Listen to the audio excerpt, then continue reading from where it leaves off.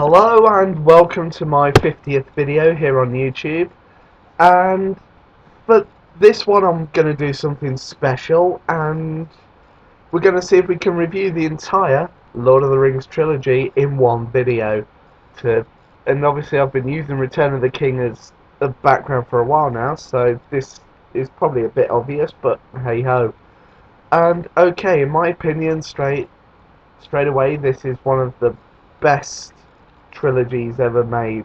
It's up there with the Toy Story trilogy, Back to the Future, and of course the Dark Knight trilogy now.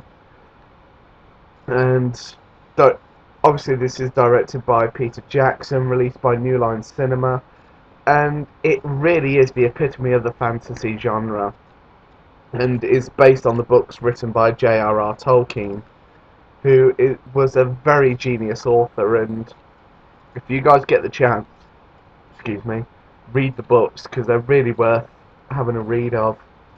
And okay, so we start with Fellowship of the Ring, starring Elijah Wood as Frodo, Sean Astin as Sam, Dominic Monaghan as Merry, Billy Boyd as Pippin, Viggo Mortensen as Aragorn, Ian McKellen as Gandalf, and Christopher Lee as Saruman, and too many other actors to even count, who, honestly, this has to be the most perfect casting I've seen since the Back to the Future trilogy.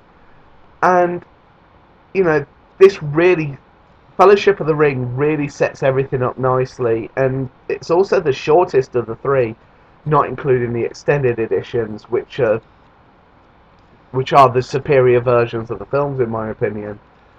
And, you know, you have Frodo setting out on this quest that was started before by Bilbo in the Hobbit films after, spoiler alert, he finds the Ring of Power, which is kept dormant for 60 years until the owner of the One Ring, if you will, Sauron, starts to feel that, you know, his ring is still around and he's going to try and claim it back.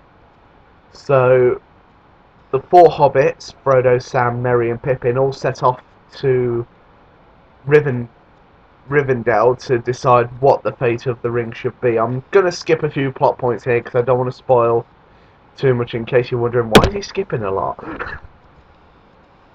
Just in case there's someone like lying under a rock who hasn't seen these films yet. If so, while you're watching this video, go and watch the movies. And, you know, but unfortunately Frodo is the one who decides to take the ring. I'm not really spoiling anything there. And they set on the quest to Mordor. But there are a lot of challenges that face them in this film, but you really get a sense of the companionship between the nine companions, if you will, and who are called the Fellowship of the Ring. But unfortunately, some dark turns happen near the end of the film, and a lot of them decide to take their separate ways, but I'm not going to give away too much. And that leads you into the Two Towers. This is like the middle bit. There's no beginning to it, there's no end. It's just like the middle child, if you will, where Frodo and Sam are continuing their quest to Mount Doom. Aragorn, Legolas and Gimli are going after Merry and Pippin for reasons I won't disclose. And you also have Gandalf's quest, which I'm not going to give too much away of. You have to watch the films to see what happens. And you have fantastic visuals in this movie. The Battle of Helm's Deep is, in my opinion, the best of the trilogy, and you really get a chance to, you know, see like how well constructed it is. You know, it's like this, you know, army of, well, say about 400-500 against 10,000 Uruk-hai orcs, who are like the real battle foot soldiers of the Orc clan, if you will. And you get some great new characters in this film with King Theoden, Eowyn, Éomer, and Faramir as well, who is Boromir's brother. And they all go through their separate arcs, which all come to fruition in Return of the King. In my opinion, this is the best film of the whole trilogy, even though, like I said, The Battle of Helm's Deep is my favourite. And this is where everything wraps up. I mean, if you watch the extended edition, it's 4 hours long, but they're 4 hours well spent because you really get a sense of everything that's really well wrapped up in this one movie. And the trilogy is it's such a nice conclusion to the whole thing. You know, I'm not going to give away much. Like I said, I don't want to spoil it just in case. But the characters in this really go through a very powerful arc. Even Frodo takes a bit of a dark turn, which you don't expect. And, you know, special credit has to go to Andy Serkis as Gollum. You know, this has to be the best CG character I've ever seen put in a film.